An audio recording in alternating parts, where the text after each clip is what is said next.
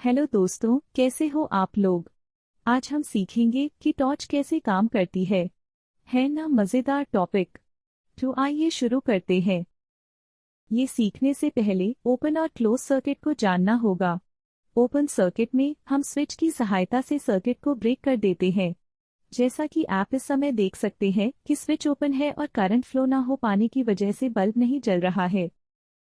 अब हमने स्विच को क्लोज करके सर्किट को क्लोज या बोल सकते हैं कि कंप्लीट कर दिया है और पाथ कंप्लीट होते ही करंट फ्लो करने लगा और बल्ब जल गया।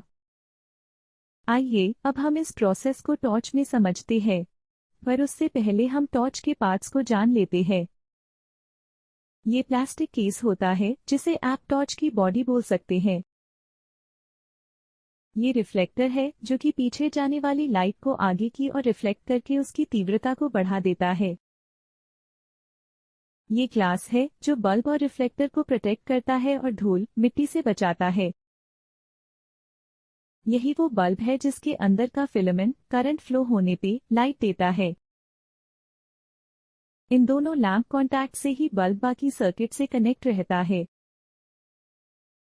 इन सेल्स या क्योंकि ये डू है इसलिए आप इन्हें बैटरी बोल सकते हैं, इनसे ही बल्ब को जलने के लिए पावर मिलती है।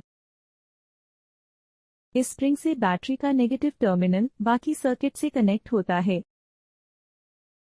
इस स्विच से ही हम स्विच को स्लाइड करके सर्किट को ओपन या क्लोज करते हैं, जिससे बल्ब ऑन या ऑफ होता है।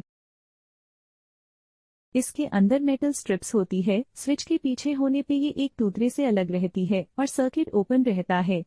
जैसे ही हम स्विच को आगे स्लाइड करते हैं, ये मेटल स्ट्रिप्स एक दूसरे से मिल जाती है और सर्किट को क्लोज करके बल्ब को जला देती है। आइए अब हम इस प्रक्रिया को क्लोजअप में देखते हैं।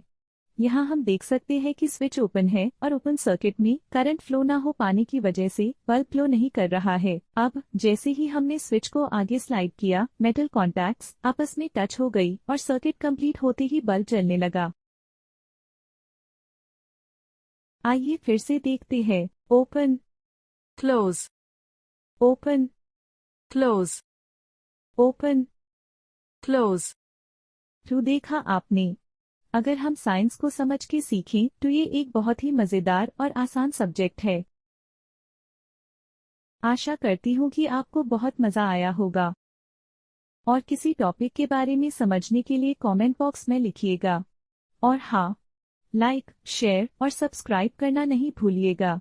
वीडियो देखने के लिए आपका धन्यवाद। आपका दिन शुभ हो।